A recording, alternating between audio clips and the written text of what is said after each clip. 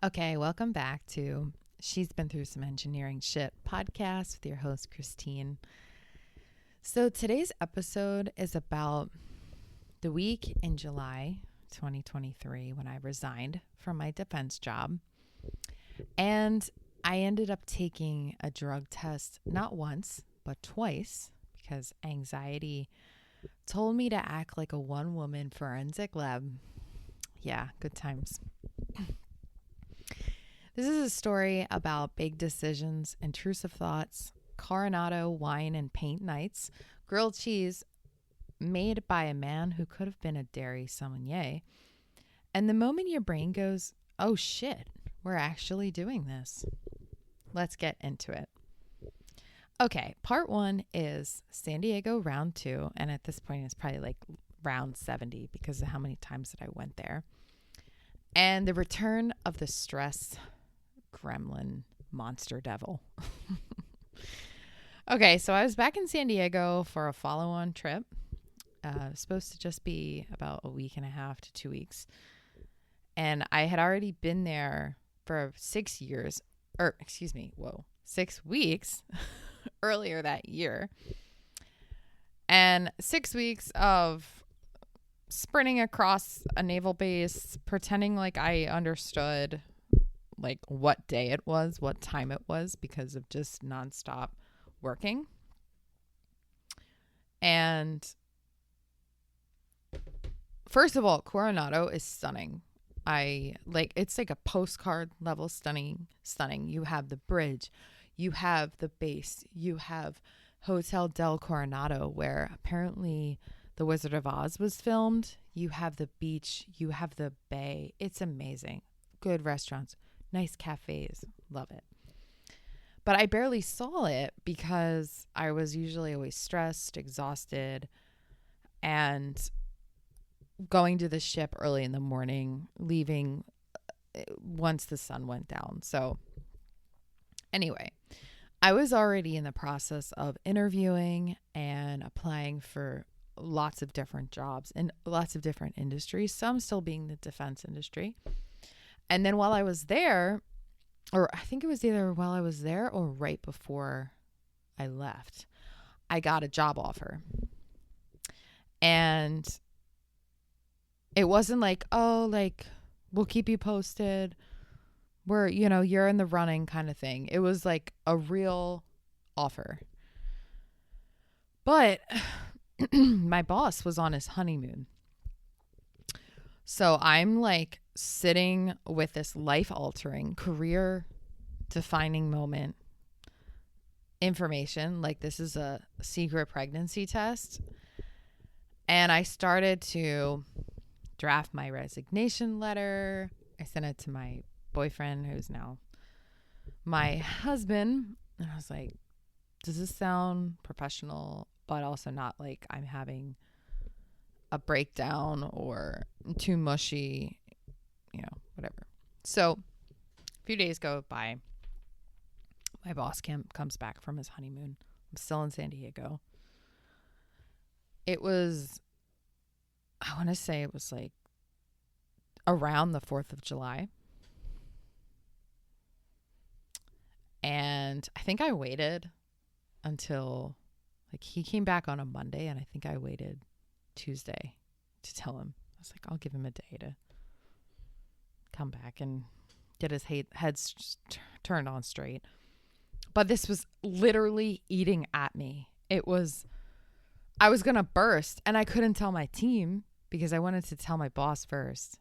But I was with my colleague for this entire time, and I was talking with my team, and I knew this information, and only my husband and my family knew, like close family. So eventually I decide to text my boss, like, hey, can we chat? He's driving, and I immediately am like, oh, geez, this might not be a good time for him to get this information, but I was like, fuck it, I'm doing it. Told him I accepted a job in corporate and I'm leaving the government. He actually didn't sound that shocked. He was just like, okay, which is fair because I had been loudly and vocal about my frustrations. And, of course, like I tried to be professional as much as I could, but I didn't hold back because that's just how I am. So I was basically a walking exit interview, just about ready to like burst. So the next phase, I'll call it the transition phase. So I was now in this weird limbo. I had resigned, but I was still in San Diego. I was still working, pretending everything was normal while my brain was doing these somersaults in my head. And this is when the next part happens. So there's this woman that I had been working with virtually for months. Super cool, grounded, funny, super smart, chemical engineer. The kind of person who makes you feel less insane just by purely existing and knowing like this chick has my back. And she was really social, really could connect with people, and she really did us a bunch of solids when shit hit the fan with my project. So we go to this paint and wine night in Coronado. I have one glass of red wine, and it was the summertime. I don't think I had hydrated as much, and I was feeling it. And then I had another glass of wine. So we go back to her rental house. She invites me. She's like, "Hey, we walk around Coronado," and she's like, "Hey, do you want to go back to?" She was renting this house because she was there for months. She worked for the shipyard, and they like traveled around with the ships during these major availabilities, is what they called them.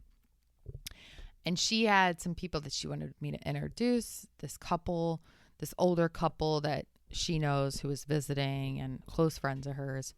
So I'm like pretty drunk, but like still coherent. I don't really ever get blackout drunk. I was just tipsy and kind of having fun. The husband, this older gentleman, he makes us grilled cheeses that tasted amazing. They were with this thick bread, and they had multiple different cheeses. It was all gooey, buttered on both sides. There was a bunch of other random stuff in there too. And I was like, this is really fun. This is an adventure. And we're chatting, and then we go out on the porch or on our deck, and there's fireworks happening. I think it was, like I said, close to 4th of July. And her neighbors were outside, and everyone's like chatting, and the vibes were high. So I tell her, I was like, "Hey, I'm going to lose my shit if I don't tell someone this. I actually just resigned." And she was like, "Bitch, what?" And it was perfect because I felt relieved. And it was the first moment where I was like, oh, this is real. This is real. And when you do something that feels to you that's really drastic, even though people leave their jobs all the time, but for me, it felt so radical. It felt so freeing. It was similar to when I ended my engagement six or 7 years ago. And that's a whole other episode, when I almost got married to someone else. And it really felt very similar, where I was like, is this happening? Did I just do that? And I'm the kind of person, I have to do it. Otherwise, I will think about it and then I'll convince myself not to. So this was one of those like few moments in my life where I was like, I'm doing this. I did it. And I'm like leaping off of a bridge, and I'm just gonna, like, that's how it felt. Like when you feel like we're just gonna go along with this ride because anything is better than, I know this sounds dramatic, but I personally felt anything was gonna be somewhat better than what I was doing. So, especially for my mental health. So after that, I flew home the next day. I sent my official resignation letter. That was, also the last time that I went on a ship was very, very cathartic and a little sad. But I remember leaving and looking back, and I was like, yeah, I did what I needed to do. I made a difference here, and I'm ready for a new chapter. So I tell my team, I tear up. We have this moment. All the things, like, people start finding out. And then meanwhile, my new corporate job, they send me the typical background check stuff to do, drug test instructions. And this is where the story gets a little unhinged. So what I'm about to tell you is a masterclass in overthinking. So welcome to my life. Yeah. So here's the thing. I have anxiety. I have OCD. I've been in therapy, been medicated since I was 22, medicated since I was maybe 25, 26. But I was on a lower dose. Within the last 2 years, I'm on a much higher dose. And I'll talk about this on a much more in-depth podcast about mental health. And I'm sure it'll be a whole season of episodes or something, because it's something I'm really, really passionate about. And at this point in my life, I'm very honest and open about it. And OCD is very common in engineers, turns out. Okay, so I was also with my doctor. So my primary care doctor was prescribing me my anxiety and depression medication. And also he was supplementing it with CBD oil, but not the THC that gives you that high of marijuana. It was non-THC type. But my OCD, anxiety, my parents call it my dad calls it the trifecta. And that's a whole other thing. I don't want to digress. But my mom also says, you're very vivid imagination, Christine. Like, that's such a beautiful way to put it, Mom. Thank you. And so my brain goes, what if it secretly has THC? And this is where that like magical thinking brain comes into play. What if the test picks up a molecule, a little trace molecule? And what if I get rejected? What if I have to go back to the government? What if these stakes were they just felt so high, again, because it felt like such a drastic change for me. What if my entire career trajectory is all ruined because of a little bit of CBD, a little droplet? So naturally, as one normal person would do. JK. I was not normal at this time. At this point, I was so far into my anxiety alternative universe. And I say this because I'm comfortable with sharing this. And I know I sound self-deprecating, but fuck it. I own it. I own it. I go to CVS. Well, first, before I go to CVS, I'm Googling, like, how do you drug test yourself? How do you do this? And then CVS and drugstores was a natural search result. Okay, so CVS is where my anxiety that day chose to go shopping. And like any overprepared, overstimulated, anxious person would do, I don't get just one test. Bitch, I got 2. I bought 2 drug tests because I believe in redundancy. Yes, I believe in what we engineers call N+1. N is what you need. +1 is what you need if shit hits the fan. And we were in that shit hits the fan stage Yes, we were. The pharmacist, I go to check out. And you know when you go to a store like CVS and you buy something that you need, but you don't want to draw a lot of attention to it. You put some other stuff in there, right? Like some shampoo, maybe some gum, maybe some cough drops or water. I don't know, anything. Like when you go to CVS to get condoms or you go to get them at the grocery store. This was before Amazon and all that, but you might want to just put some other things in there so nobody sees. That's where we were at. But ironically, I feel like that draws more attention to yourself than just owning it and being like, yeah, I'm here to buy condoms.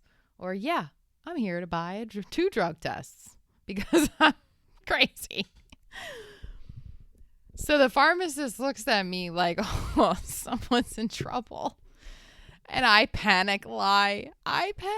So bad. I'm like, it's for my friend. I blurt out, it's for my cousin or my friend or my son. Bitch, I look like I was 25.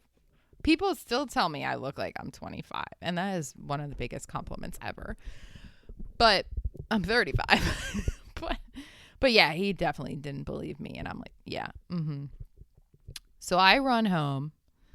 My boyfriend asks me what I'm doing. And I tell him, just don't question me. Don't question this madness. I need to do it. You know, when you have that, clinically, it's called a compulsion, an OCD compulsion. But, you know, we in our little anxiety brains are like, yeah, I need to do this. And when we're committed, we are committed.